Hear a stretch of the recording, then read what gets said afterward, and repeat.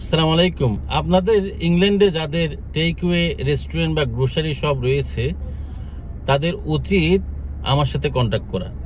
আমি আপনাদেরকে ইপোস সিস্টেমের ব্যাপারে যে কনসালটেন্সি দিতে পারবো, এটা ইংল্যান্ডে খুব কম ব্রিটিশ বাংলাদেশি পাবেন যারা আমার মতো এক্সপার্টাইজ রাখে।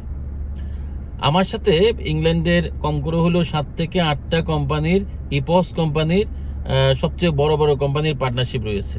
তো আপনারা বেশিরভাগ ক্ষেত্রে আমি দেখলাম যে আমাদের বাংলাদেশি রেস্টুরেন্টগুলা আমাদের বাংলাদেশি মালিকের ছোটোখাটো, ধরেন সব মিলে 100-200 হাজার পাউন্ডের বিজনেস, এত বড় কোম্পানির আপনারা সফটওয়্যার ইউজ করেন, ইপোস সিস্টেম ইউজ করেন এবং মাসে আপনারা 150-200 পাউন্ড করে দিচ্ছেন।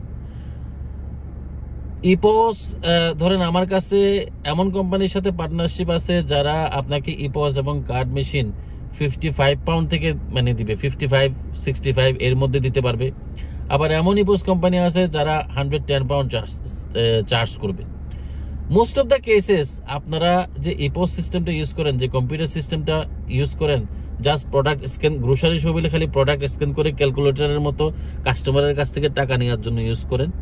আপনারা কি মনে করেন যে আজদা বা সেন্সবারি বা টেস্কোতে তারা যে ইপোস সিস্টেম ইউজ করে শুধুমাত্র কাস্টমারের কাছ থেকে টাকা নেওয়ার জন্য ইউজ করে? আপনি যে মাসে মাসে ইপোস সিস্টেমের পিছনে টাকা দিচ্ছেন, এটার রেজাল্ট আপনি কি পাচ্ছেন?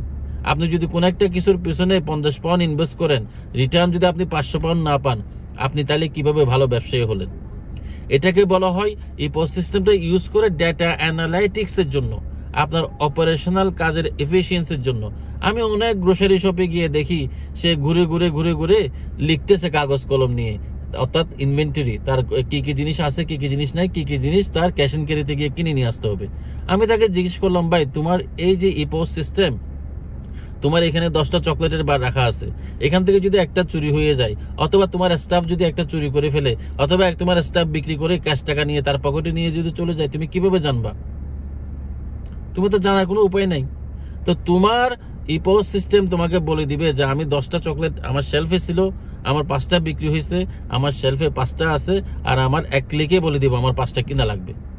অর্থাৎ তুমি প্রত্যেকদিন একটা নির্দিষ্ট সময়ে ক্লিক করলেই তোমার কি কি জিনিস কিনা লাগবে এক ক্লিকে তোমার চলে আসবে। তোমার ঘুরে ঘুরে ঘুরে ঘুরে ইনভেন্টরি লেখার তো কোনো প্রয়োজন নাই। এটার জন্য কি করতে হবে? এটার জন্য তুমি যতবার এই যে বিভিন্ন সময় ক্যাশ এন্ড ক্যারি থেকে যে রিসিপ্টটা নিয়ে আসো, ওই রিসিপ্ট অনুসারে জাস্ট একটা ক্লিক করে স্ক্যান করে তোমার নতুন যে মালগুলো ঢুকাচ্ছ এটা স্ক্যান করে আপলোড করে দিতে হবে। এই জিনিসগুলো আমরা জানি না বলেই মনে করি এই যে তোমার যে ডেইলি 20 মিনিট 25 মিনিট করে যে ঘুরে ঘুরে তুমি লিখতেছো, এই 20-25 মিনিট সময় যদি তুমি ওখান থেকে ডেইলি যদি 10 মিনিটও সেভ করো, মাসে কতটুকু তুমি সেভ করো? আর ম্যানুয়াল যেসব কাজ করি, ম্যানুয়াল কাজের মধ্যে মিস্টেক হওয়ার সম্ভাবনা বেশি। সেকেন্ড কাজ, সেটা হচ্ছে তোমার ইপোস সিস্টেম এবং কার্ড মেশিনটাকে ইন্টিগ্রেটেড কিনা।